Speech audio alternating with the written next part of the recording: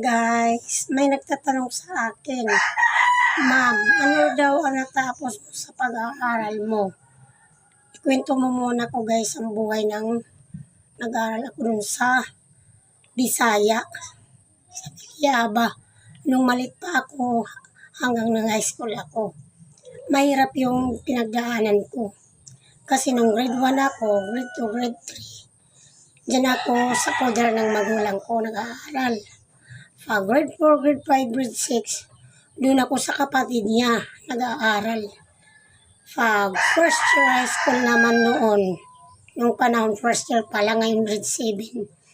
Doon ako nag-aaral, kaibigan ng chewing ng nanay ko sa teacher, si Ma'am Diaz po. Shout out ka Ma'am Diaz po. Mabait sila sa akin.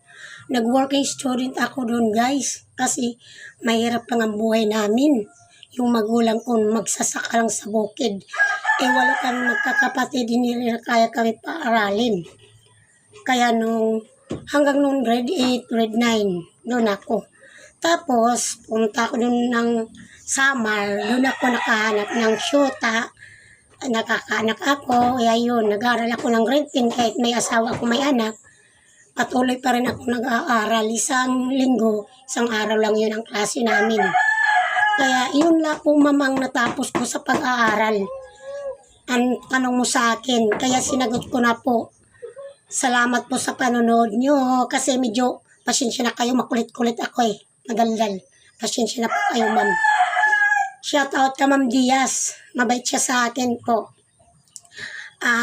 Kahit hindi kayo mataas ang level nyo sa pag-aaral, importante po sa atin, may respeto tayo sa kapwa nating tao.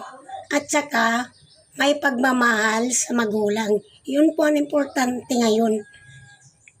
Shout out na lang sa inyong tanan, sa nanonood. Subscribe na lang sa Nova Villa page. God bless. I love you. Babu.